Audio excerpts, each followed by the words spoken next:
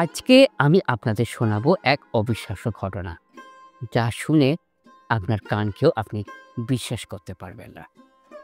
আচ্ছা, যদি দেখেন একজন মানুষ আপনার সামনে দেওয়ালে রং করার যে ক্যালসিয়াম লাইন ব্যবহার করা হয়, যা খেলে মুহূর্তেই মৃত্যু, সেই মারাত্মক বিষ পুরো বালতি খেয়ে ফেলেছে, কিন্তু অবিশ্বাস্য ব্যাপার, তার কিছুই হলো না। কি অবাক হবেন তো, ভাববেন এ কোন ধাতু দিয়ে গড়া রে বাবা। কিন্তু আজ আপনাদের শোনাবো 19 শতকের এক মহান সাধক ত্রৈলঙ্গ স্বামীর এমনই এক চমকপ্রদ ঘটনা, যা হাজার হাজার মানুষ নিজের চোখে দেখেছিল।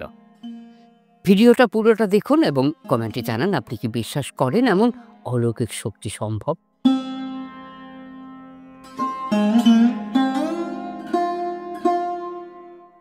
ত্রৈলঙ্গ স্বামী, যাকে বারাণসীর জীবিত শিব বলা হতো, ছিলেন 19 শতকের এক মহান যোগী।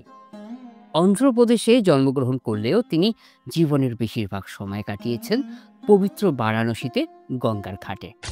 স্বামী বিবেকানন্দ, পরমহংস যোগানন্দ সহ অনেক মহাপুরুষ তাঁর সম্পর্কে লিখে গেছেন।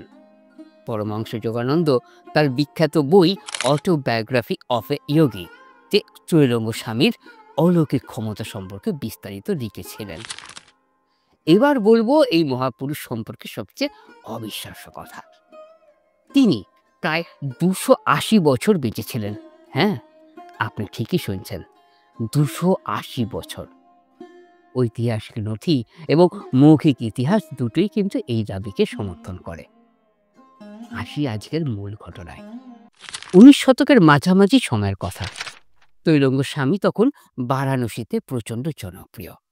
হাজার হাজার মানুষ তার কাছে আসছেন আশীর্বাদ নিতে। ততদিনে তার সম্পর্কে ছড়িয়ে পড়েছে অনেক অলৌকিক কাহিনী। কিন্তু কিছু সংশয়বাদী মানুষ অবশ্য সেই সময়ে ছিল, যারা ত্রৈলঙ্গ স্বামীকে প্রতারক বলে মনে করত। তারা ভাবত স্বামীজি কোনো জাদুকর বা ঠক। এমনই এক ব্যক্তি, একজন ব্রিটিশ সরকারি অফিসার, ঠিক করলেন তিনি স্বামীকে প্রকাশ্যে মিথ্যে প্রমাণ করবেন। সেই ব্যক্তি একদিন ত্রৈলঙ্গ স্বামীর কাছে এসে বিনয়ের সঙ্গে বললেন, মহারাজ, আমি আপনার জন্য দই এনেছি, এই প্রসাদ গ্রহণ করুন। কিন্তু সেই পাত্রে দই ছিল না, ছিল ক্যালসিয়াম লাইম মিশ্রণ। আগেই বলেছি, যা দেওয়ালে রং করতে ব্যবহার করা হয়। এটা এতটাই বিষাক্ত যে সামান্য খেলেই মুখ ও পেট পুড়ে যায়, মৃত্যু পর্যন্ত হতে পারে। সেই ব্যক্তি ভাবলেন, এবার দেখি কিভাবে এই ভণ্ড বাবা বাঁচে। ত্রৈলঙ্গ স্বামী বিনা দ্বিধায় সেই পাত্রের সম্পূর্ণ ক্যালসিয়াম লাইম দ্রবণ শেষ ফোঁটা পর্যন্ত পান করে ফেললেন। মনে রাখবেন, এই রাসায়নিক এতটাই মারাত্মক যে 1 চামচ খেলেই মানুষের মৃত্যু পর্যন্ত হতে পারে। আর স্বামীজি পুরো পাত্র খেয়ে ফেললেন। সেই ব্যক্তি শ্বাসরুদ্ধ হয়ে অপেক্ষা করছেন।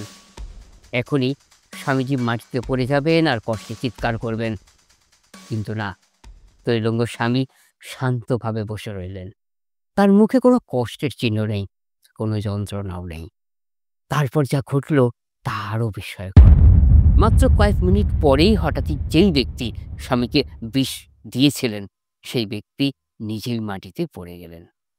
ভয়ানক কষ্টে চিৎকার করতে লাগলেন, বাঁচান, আমার শরীর পুড়ে যাচ্ছে, আমাকে ক্ষমা করুন স্বামীজি। জনতা তো হতভম্ব, কি হচ্ছে এসব। ত্রৈলঙ্গ স্বামী সাধারণত খুবই কম কথা বলতেন, কিন্তু এই মুহূর্তে তিনি তার মৌনব্রত ভাঙলেন এবং বললেন, ওহে বিদ্রুপকারী, তুমি বুঝতে পারো নি যে তোমার জীবন এবং আমার জীবন একই। আমি জানি যে ঈশ্বর আমার পেটে আছেন, যেমন সৃষ্টির প্রতিটি পরমাণুতে আছেন।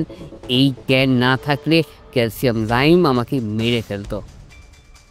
এখন তুমি জেনে গেছো কর্মের বুমেরাং প্রভাব কি।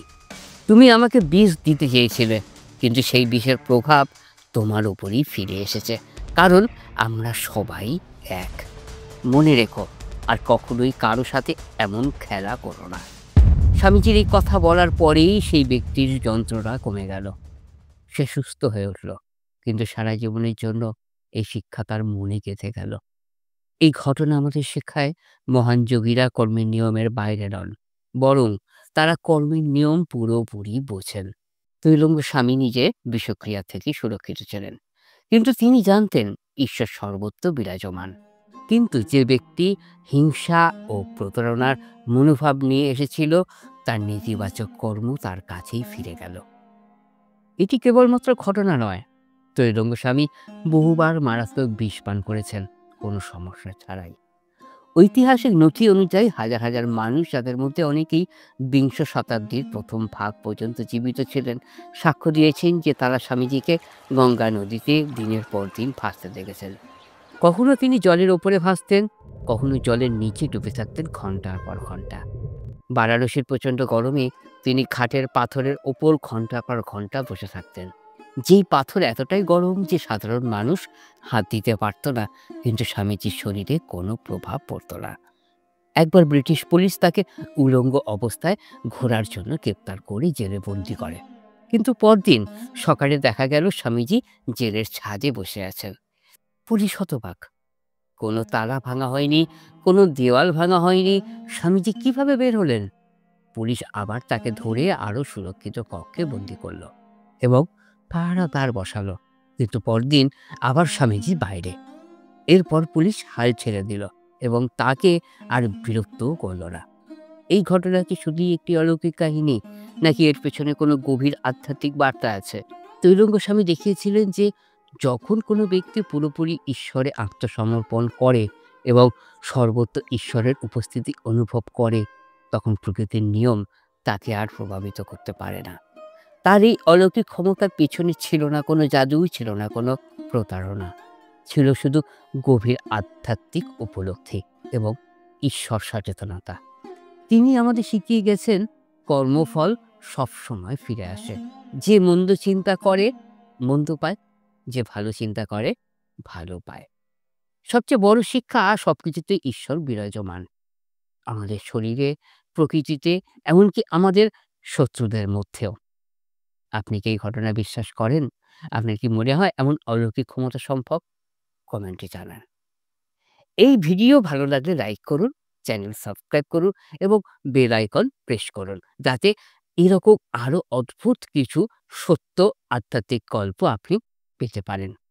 পরবর্তী ভিডিওতে আমি আপনাদের শোনাবো আরেক সাধকের এমনই অলৌকিক ঘটনা, যা শুনে আপনি আরো বিস্মিত হবেন।